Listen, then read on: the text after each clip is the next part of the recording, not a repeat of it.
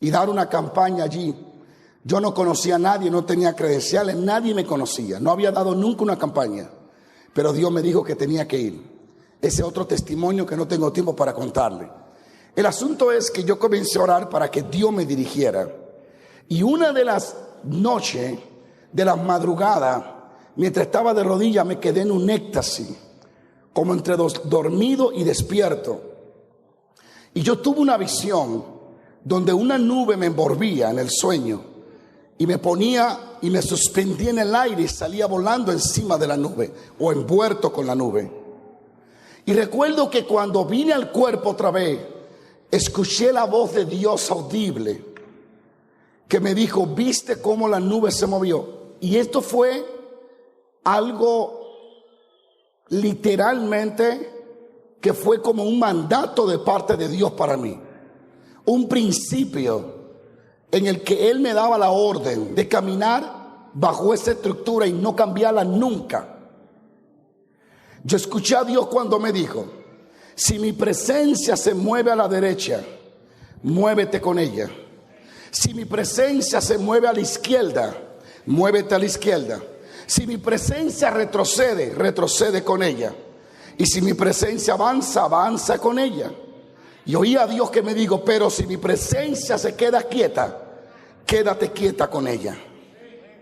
Fue mi llamado a caminar en la presencia de Dios. Y por años yo lo he visto una y otra vez, que el secreto está en caminar según la voluntad y el propósito de Dios en nuestras vidas.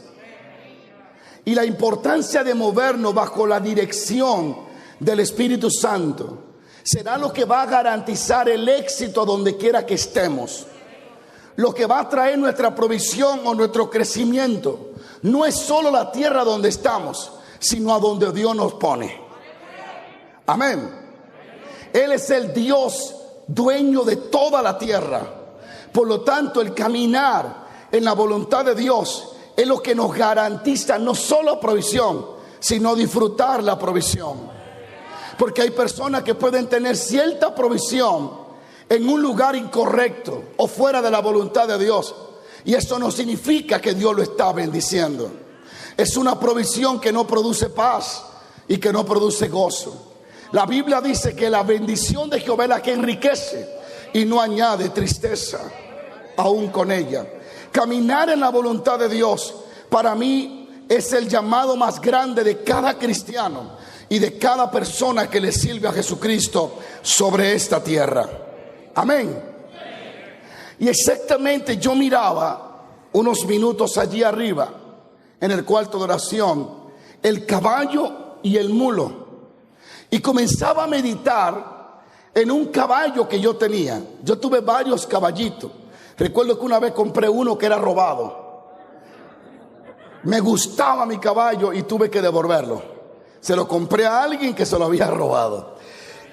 Y caí casi preso. Tenía como 12 años, porque yo no sabía que había comprado un caballo robado. Pero yo tenía un caballo que era especial.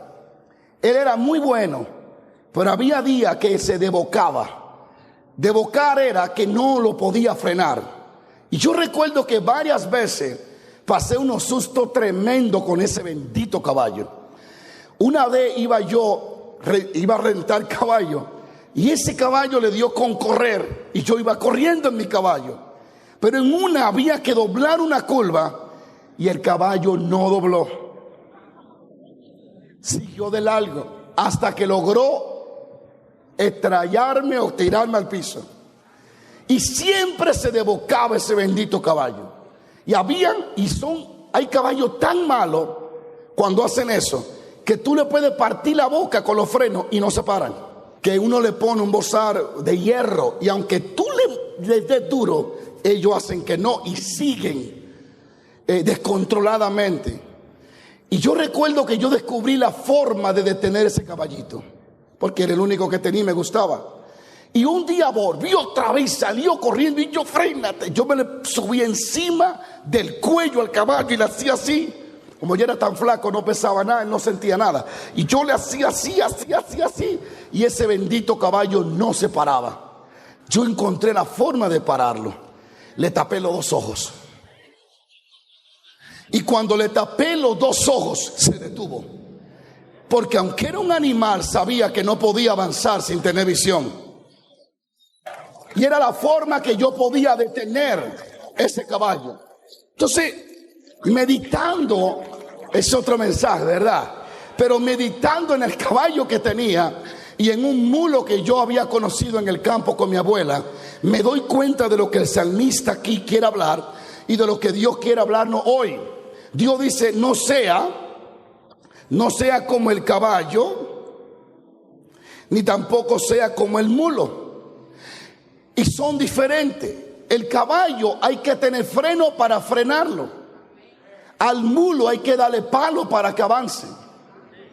Entonces son dos animales diferentes. A uno sale corriendo y hay que vivir frenándolo. Espérate, no te muevas, tranquilo. A otro hay que decirle, pero algo, muchacho, 5 años aquí no hace nada, muévete. Entonces, no quiero llamarle a animar a nadie, pero la Biblia habla de que hay personas como el mulo y como el caballo. Unos se desenfrenan y otro hay que vivir empujándolo.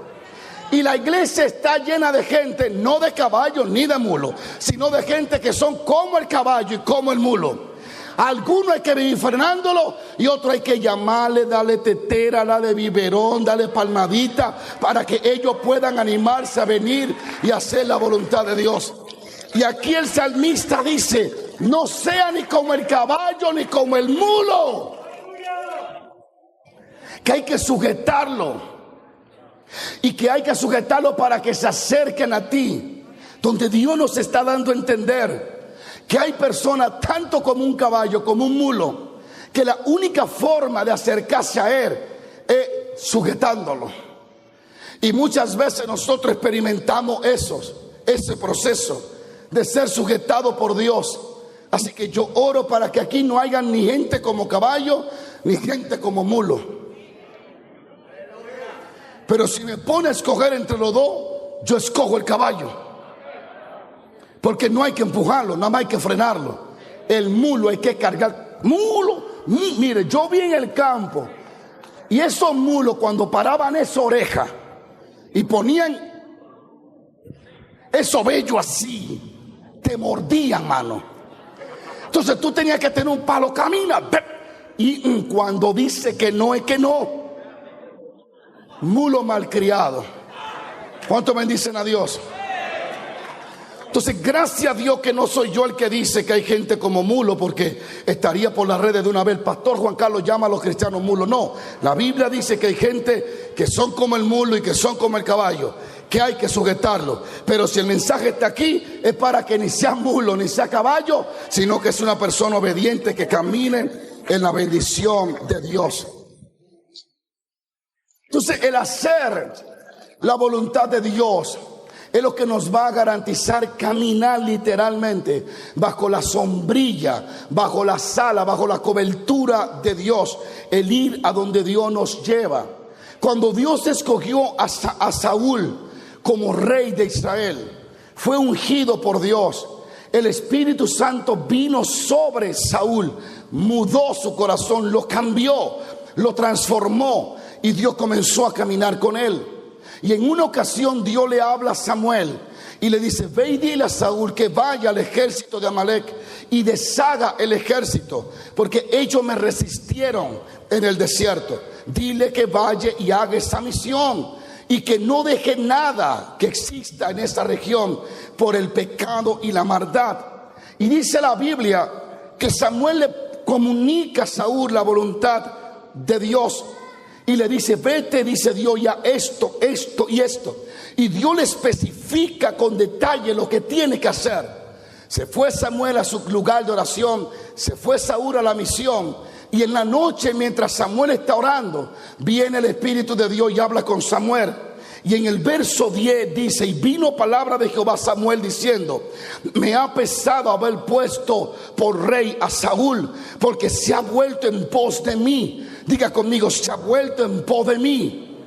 Es decir, se ha vuelto contrario a mí, ha venido en contra de mí. Pero como Saúl se pone en contra de Dios, y Dios dice: por cuanto no ha cumplido mis palabras. El hecho de que Saúl no hizo lo que Dios le dijo, eso lo puso en la posición de ser un opositor de Dios y se tornó en contra de Dios. Y Dios dice: me ha pesado haber puesto a este hombre, haberlo ungido. Me arrepiento de haberlo puesto como rey. Quisiera no haberlo hecho. Oír a Dios decirte: me arrepiento de ese hombre. Es algo pesado, es algo que te hace pensar. Y Jehová le dice a Samuel: me pesó haberlo puesto como rey, lo voy a remover. Y dice que Samuel no durmió esa noche, se le fue el sueño, porque él amaba a Saúl y él sabía que Saúl estaba haciendo lo que Dios no le mandó. El profeta se levantó bien de mañana y fue a donde estaba Saúl. Cuando un profeta te llama muy temprano, es porque lo visitó Jehová en la noche. Y Samuel llega de mañana y le dice: Saúl, ¿qué hiciste? Y Saúl comienza a hablarle, a decirle: hice esto, hice lo otro. Y ya ustedes saben la historia. Comienza a bramear la vaca, de tal forma que Samuel se da cuenta que Saúl no cumplió lo que Dios le dijo. Y eso desagradó tanto a Samuel, porque había desagradado ya primero a Dios. Y Samuel, cuando ve esto, dice: oye, Dios está enojado contigo porque has pecado contra Dios, no haciendo los detalles que Él te mandó hacer. Y la Biblia dice que Saúl tiene la cara, hermano, y tiene el coraje para decirle a Samuel: está bien que no cumplí la voluntad de Dios, pero hónrame delante del pueblo. Oye, camá, mi hermano, ¿qué te está pasando? Tú estás loco. Acaba de escuchar que Dios no está de acuerdo contigo y tú estás diciendo: hónrame delante del pueblo. Pero ¿qué corazón tiene usted, hermano? Y le dice Samuel: ¿cómo quiere que haga esto? Y él le dice a Saúl: porque yo dejé las vacas buenas para sacrificio a Dios. Y entonces donde entra el profeta y le dice estas palabras. Y Samuel dijo: se complace Jehová tanto en los holocaustos y la víctima, como en que se obedezca la palabra de Jehová. Dándonos a entender, mis amados hermanos, que no hay diezmo que agrade a Dios si vivimos de espalda a Dios. Que no hay ofrenda que a Dios le atraiga la atención si nuestro corazón no quiere obedecer a Dios. Está muy claro aquí que los sacrificios no agradan a Dios si nuestra vida está de espalda hacia Dios. Por lo tanto, Jesús dijo: vale más la obediencia que los muchos sacrificios. Dios no está llamando a una iglesia solo a sacrificarse, sino a someterse y a vivir de acuerdo a la voluntad de Dios. Hay alguien que dice aleluya. Y Samuel le dice: ¿crees tú que para Dios es más valioso 2 pedazos de vaca a que se atienda? Diga conmigo: que se atienda, como que se obedezca a la palabra de Jehová. ¿Qué es lo que Dios pide de ti y de mí? Es que le obedezca, que obedezcamos lo que Él quiere, lo que Él dice, a su nombre. Y Samuel le dice: Saúl, ¿cómo piensas que Dios va a recibir tus holocaustos si le está trayendo una vaca que Él te dijo que no la quería, que la matara? Y tú la dejas viva para tratar de ofrecer un sacrificio. Amados hermanos, Saúl no le interesaba honrar a Dios con el sacrificio. Saúl lo que le interesaba era honrarse a sí mismo ante el pueblo con el sacrificio. La intención de Saúl no era decir: oh Jehová de los ejércitos, aquí está un pedazo de vaca para ti. No, era que lo vieran como un hombre de Dios cuando ya no estaba siendo un hombre de Dios. Era que lo vieran como un hombre espiritual cuando literalmente ya no era un hombre espiritual. Era que quería aparentar que él quería agradar a Dios cuando en el secreto no le interesaba agradar a Dios. Gracias por su entusiasmo. Que obedezca su palabra. Ciertamente el obedecer es mejor que los sacrificios, y el prestar atención que la grosura de los carneros. Dile a alguien: aprende a prestar atención. una de las cosas que puede entristecer a Dios es cómo muchas veces menospreciamos e ignoramos el mensaje de Dios. Cuando ponemos sordo oído a lo que Dios nos está diciendo, es un problema. Y Dios dice, presta atención, porque yo tengo cosas buenas. Y Samuel sigue diciendo, porque como pecado de adivinación es la rebelión. Literalmente adivinación es brujería. Como pecado de hechicería y de brujería es la rebelión. Dios llama rebelde a todo aquel que no hace lo que Él le dice. Y Dios dice, todo aquel que es rebelde es lo mismo que un hechicero, que un brujo, porque están en desacuerdo con mi voluntad. Y dice, como ídolo e idolatría, la obstinación. Mira lo que dice Samuel, que la obstinación es como idolatría delante de Dios. Y dice, por cuanto tú desechaste la palabra de Jehová, Él también te ha desechado a ti para que no sea como rey. Diga conmigo, obstinación. Y literalmente eso me recuerda a ese caballo. Era obstinado. Había que taparle los ojos para que se pudiera parar. ¿Sabe cuál es el problema del mulo? Obstinado del mulo, que cuando él dice que no se quiere mover, aunque le den palo, hay que ponerle fuego para que pueda avanzar. Y pareciera que hay cientos de miles de cristianos obstinados que deciden hacer algo a pesar de saber que están mal y continúan, que deciden tomar un estilo de vida que no le agrada a la Biblia ni a Dios, pero ellos siguen obstinados en hacer lo que quieren, aunque lo aconsejan y le dicen no lo haga, no te muevas, te quieto, espera, un movimiento, estate tranquilo. Pero la obstinación de que no y lo voy a hacer hace que la gente termine cayendo en un hoyo sin salida. Dios no quiere cristianos como mulos, ni tampoco como caballos. Dios quiere cristianos obedientes, que le obedezcan y le sirvan con todo el corazón. Obstinado. La obstinación, cuando alguien permanece en una idea aunque esté equivocado. Cuando alguien en toda la conversación él solo tiene la razón. Cuando alguien no le puede dar un consejo porque él se enfoca. Personas que de antemano han decidido responderte antes que tú le corrijas. Obstinado. Y Dios le dice a Samuel, y Samuel le dice a Saúl, la obstinación que tú tuviste en dejar vivo a la vaca cuando yo te dije que no, es un pecado de idolatría. Sigo paro. ¿Por qué Saúl cometió este error tan terrible?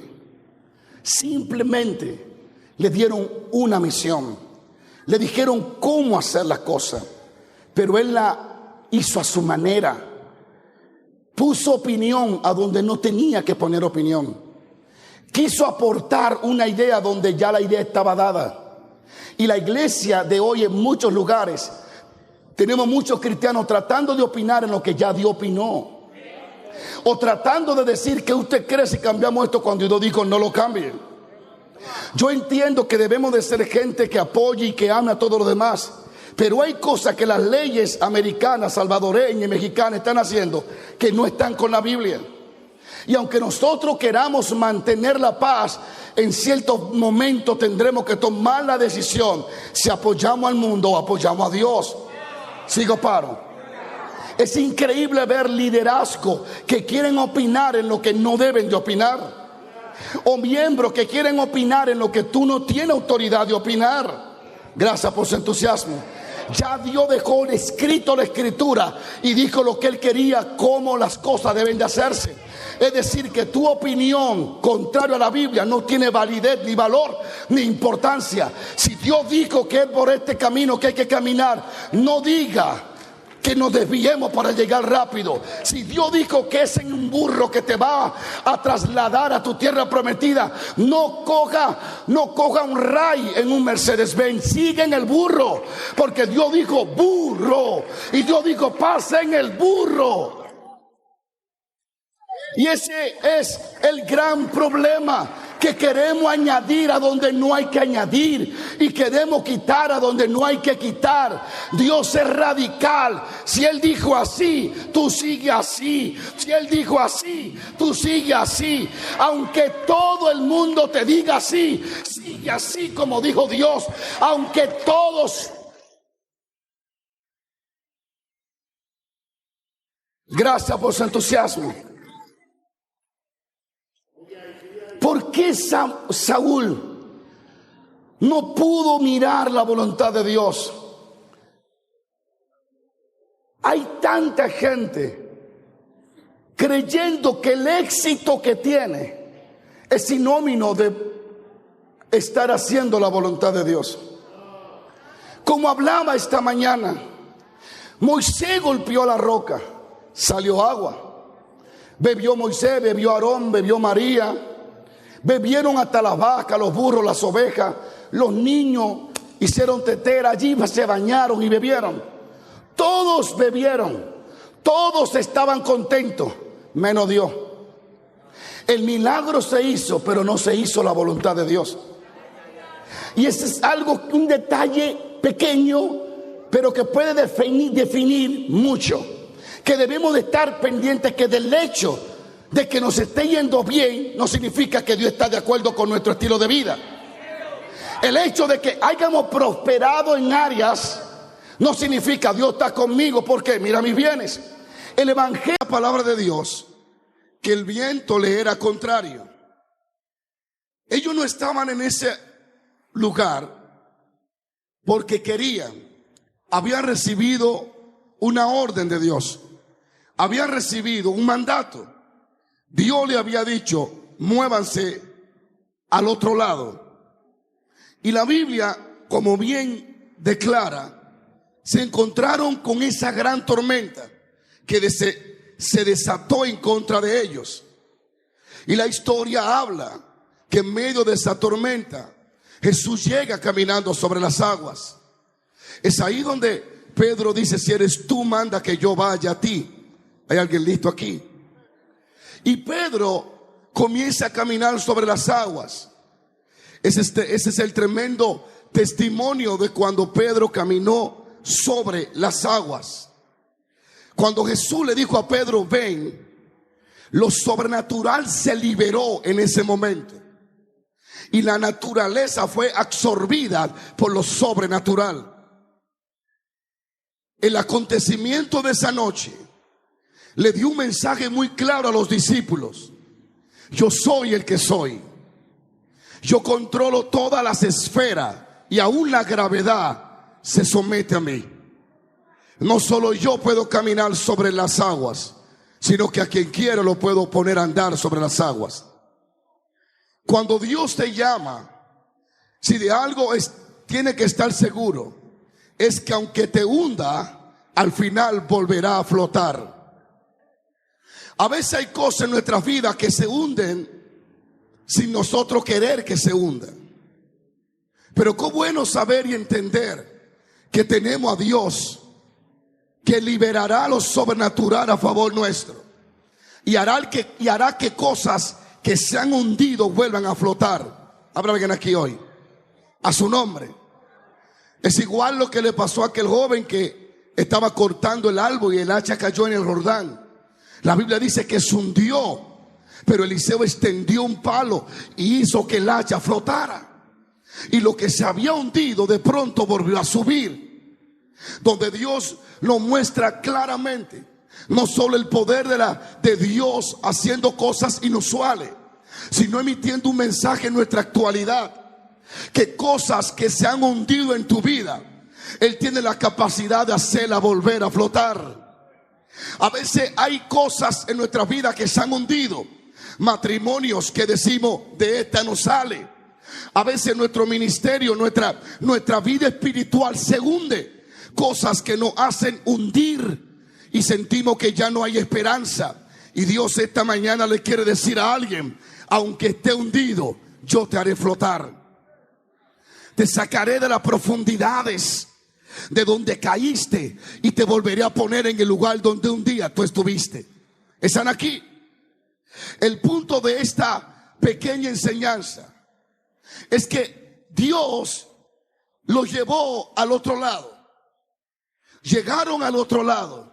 Llegaron al final que Dios quería que llegaran.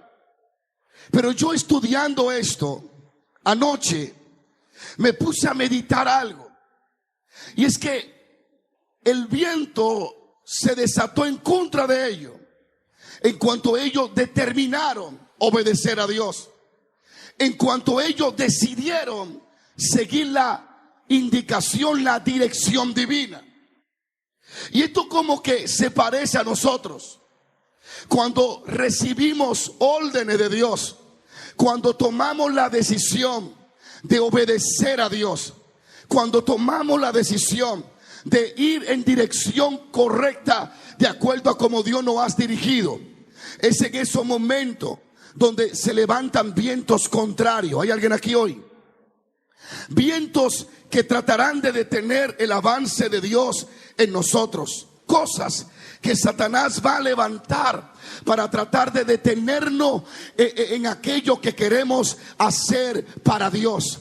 Y quiero hablar de esos vientos, de vientos contrarios que se levantan en contra de aquellos que quieren avanzar. Vientos contrarios que se van a levantar en contra del propósito de Dios en tu vida, en contra del llamado de Dios en tu vida, en contra de tu vida espiritual. Pero yo tengo que decirle algo a ustedes: el viento va a soplar, pero tú tienes que seguir creyendo de que el que te envió está contigo para llevarte hasta el último lugar. Y al final, ¿están ustedes aquí hoy? Dios te va a llevar al final. Si de algo tienes que llevarte en tu corazón, es que el que comenzó la obra en usted, Él la va a terminar. Si Dios te puso en el camino, Él pensó en el final del camino también. ¿Hay alguien que pueda decir aleluya aquí? Vamos, denle ese aplauso al Señor que está vivo. Dele fuerte ese aplauso al Señor porque Él vive. Vientos que vendrán en contra de tus hijos. Vientos que vendrán en contra de tus matrimonios, de tu matrimonio. Vientos que vendrán en contra de tu ministerio. Vientos que vendrán en contra de tus sueños. Vientos que tratarán de detener lo que Dios ha puesto dentro de tu corazón. Vientos que tratarán de aplastar el sueño de Dios en tu vida. Vientos que te tratarán de desanimar, que querrán hacer perder tu vida y la de tu casa. Vientos contrarios. Pero le tengo noticia a todos ustedes: el viento que siga soplando como Él quiera. Hay algo que hay dentro de ti y se llama una palabra. Tienes una dirección divina. Estás convencido de que no está en ese océano porque tú quisiste. Alguien te puso, y esa es la palabra que te sostiene. Cuando tú dices: se acaba mi matrimonio, pero Dios dice que Él lo restaurará. Esa es la palabra que te sostiene. Cuando ve a tus hijos perdidos, pero tú dices, la Biblia dice: cree en el Señor Jesucristo y serás salvo tú y tu casa. Aunque mi hijo hoy esté en viento contrario, yo sé lo que creo en Dios. Y el Espíritu de Dios me llevaba a ver esto. Siempre hablamos de la hazaña de Pedro caminando en el agua, de cuando Jesús camina en el agua, de cómo reprende los vientos. Pero hay algo aquí que se nos había escapado.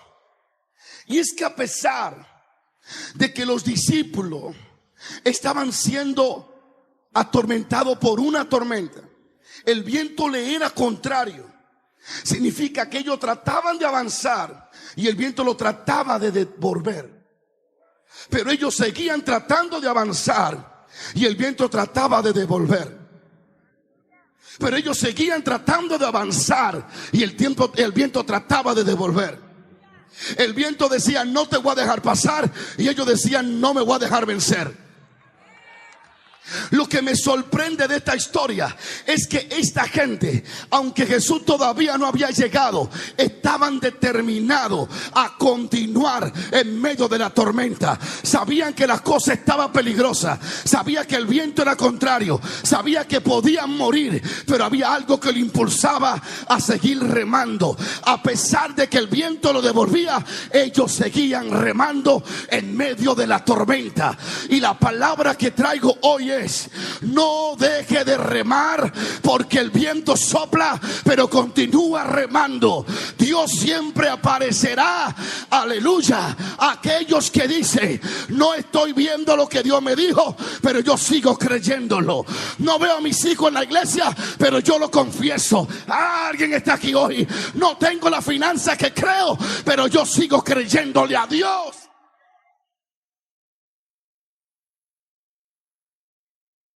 En la vida te va a encontrar que solo los que siguen remando llegan al otro lado. Hay gente que las tormentas lo desaniman y dice: ¿sabe qué? Yo creía que si Dios estaba conmigo, todo me iba a salir bien, pero hasta la naturaleza está en contra de mí, así que me voy a dejar llevar por el viento. Ellos no. Ellos dijeron: no hemos avanzado mucho, pero no nos detenemos de seguir intentándolo. La gente que conquista son gente que no dejan de remar. La gente que llega al otro lado son la gente que siguen remando. Y esa es la palabra que traigo, la primera palabra. No te desanimes, sigue remando. Tu milagro está en camino, tu intervención divina está en camino, tu salvación está en camino. Hay alguien que alaba la gloria de Dios. Sigue remando, a pesar de que vea que las finanzas no llegan. Sigue remando, a pesar de que no vea resultado en tu matrimonio. Sigue remando. Yo le profetizo hoy que si se mantienen con el remo en las manos, remando, el viento te devuelve, pero tú sigues intentándolo. El viento te devuelve, pero tú sigues intentándole. Alguien te critica, pero tú sigues profetizando. Alguien no te cree, pero tú sigues orando. Si puedes mantenerte remando en tu tormenta, ay, amigo mío, algo sobrenatural va a pasar contigo. Antes que amanezca, el Dios del cielo se te va a presentar. Hay gente aquí que todavía Dios no se la ha presentado, y en este 2017 lo verán caminar, lo verán pasearse, lo verán moverse. Aleluya.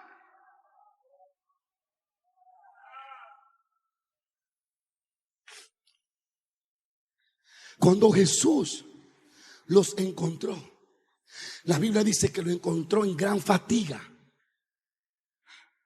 Y parece malo, pero yo lo veo bueno. Porque si estaban fatigados, es porque no dejaron de intentar. A veces estamos fatigados y decimos: estoy cansado.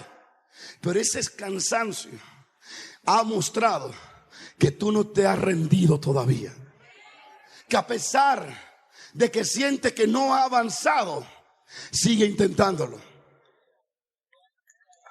Hay cosas que no ocurrieron el año pasado contigo, pero tú sigues creyéndole a Dios por este año.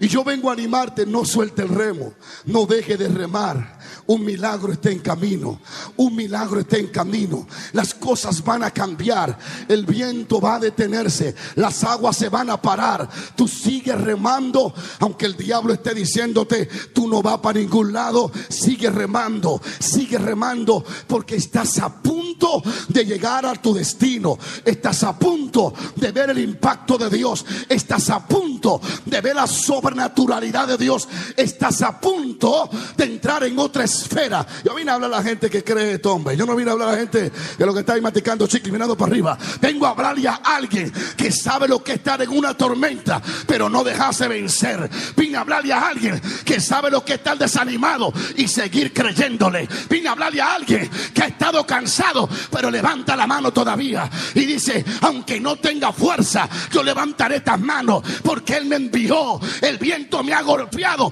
pero aquí estoy remando. Aquí estoy remando. Estoy fatigado, pero aquí estoy remando.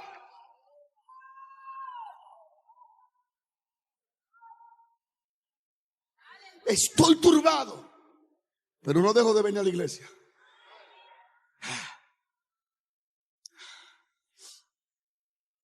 Yo leí algo que escribió un hombre de Dios, de un deportista que era corredor. Y el gobierno americano lo acusó de algo horrible.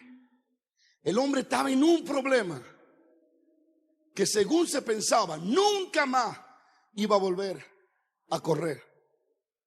Era un campeón. Lo involucraron en algo involuntariamente. Su carrera, había un 90% de que ya no iba a funcionar. Iban a destruir su moral, estaban en las noticias, todo iba, era algo horrible lo que estaba pasando. Incluso había amenaza de meterlo preso por largos años. Este hombre con todo ese problema encima, y dice la historia real que todos los días se levantaba y iba a la pista de carrera a hacer ejercicio. Todos los días se levantaba y seguía entrenando.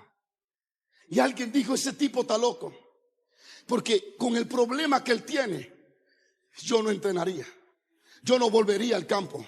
Y de pronto reflexionó el hombre y dijo: no, así actúan los campeones. No dejan de entrenar, no dejan de continuar haciendo aquello para lo cual nacieron. El fin o el propósito de Satanás es detenerte, porque aunque estés en prueba, si no te detiene, no has dejado de crecer. Cuando no está aquí. Cuando te detienes, dejas de crecer. Yo vengo a hablar a la gente que no tuvieron fuerza para venir aquí, pero vinieron. Yo vengo a hablar a la gente que el hielo le dio miedo, pero con todo el miedo llegaron.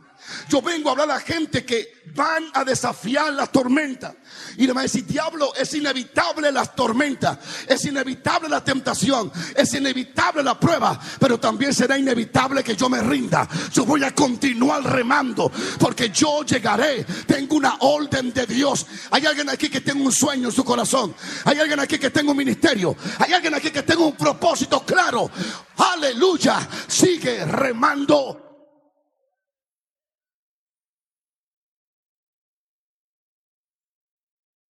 ¿Sabe las veces que lloré por personas y no se sanaron? Las veces que yo creía que pasaba vergüenza en público, orando, y nadie ocurría nada. Vientos contrarios. Pero el otro día volví a poner la mano sobre alguien. Escuché de un hombre de Dios, William Branham, que trajeron una niña ciega de nacimiento, y él le puso la mano y le oró delante de una multitud: recibe la vista en el nombre de Jesús. Y la niña seguía ciega. Y volvió y oró la segunda vez: recibe la vista. Y la niña ciega. La gente comenzó a inquietarse, a pararse, a decir: como que no hay poder aquí. Y él volvió y oró tercera vez, y la niña ciega. La cuarta vez, cinco veces orando, se detuvo el tiempo allí, se detuvo la administración. Este hombre estaba de pie delante de un espíritu de ceguera. El de espíritu ciego decía: no me voy. Y él decía: y yo no me canso. Ese tipo de gente son las que pueden hacer que un desierto brote hierba. Los que no se dejan vencer por los malos tiempos. No digo que no habrá cansancio, no digo que no te va a fastigar, no digo que no te va a desanimar. Lo que digo es que no te rindas, que sigas remando. Oró la quinta vez delante de una multitud de 15 a 10,000 personas, 20,000 personas. Niña, ¿puedes ver? Y dijo: no veo nada. 6 veces: ¿puedes ver? No veo nada. El diablo decía: no me voy. Y el predicador decía: y yo no me voy a detener de orar. Dios está en el cielo mirando este movimiento. Este hombre se levanta y dice: Satanás, escucha bien. Dios me dijo a mí que si yo era fiel, No había diablo que se detuviera en enfermedad. Así que sal de ella. Y la niña gritó y dijo: estoy mirando tu rostro, predicador. El detalle con muchos de nosotros es que a la tercera vez no vamos. Pero lo que sabemos remar con cansancio y con fatiga, lo que sabemos remar a pesar de que no entendemos el problema, estamos punto a ver milagros extraordinarios.